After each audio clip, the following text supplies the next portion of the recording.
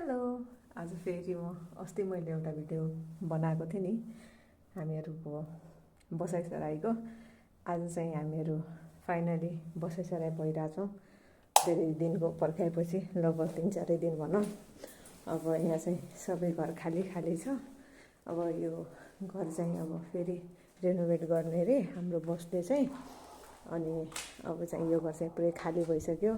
आज चाहिँ म चाहिँ लास्ट डे यो घरमा एकै साइडबाट बत्ती निभाउँदै बाहिर निक्लिन्छु।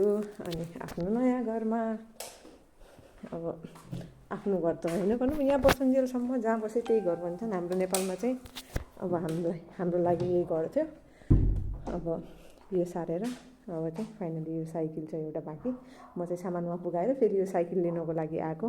फाइनली चाहिँ म चाहिँ अब नयाँ घरमा जाने भएँ ल।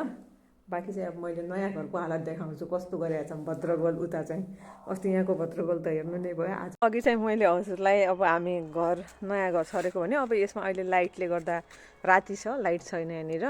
यस्तो देखिरहेको छ। यो चाहिँ हाम्रो नयाँ घर ल। नयाँ घरको भद्रगोल देखाउँछु। उताको भद्रगोल त हजुरलाई भनौँ अस्तिको भिडियो, योभन्दा पहिलाको भिडियोमा पनि देखाएको थिएँ।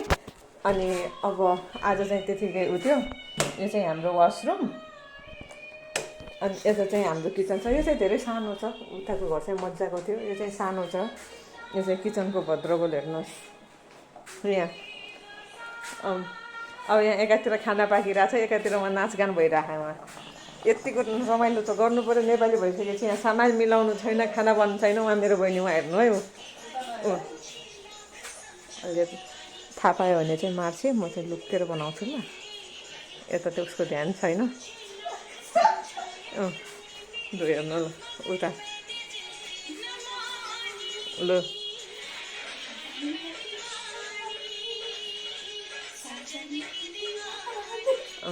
नेपाली भइसकेपछि यतिको रमाइलो चाहिँ गर्नुपर्छ यहाँ। यो सब यो हालत चाहिँ यस्तो छ। नेपाली भइसकेपछि यतिको रमाइलो चाहिँ गर्नुपर्छ। यतिको रमाइलो नगरे के को नेपाली हो न।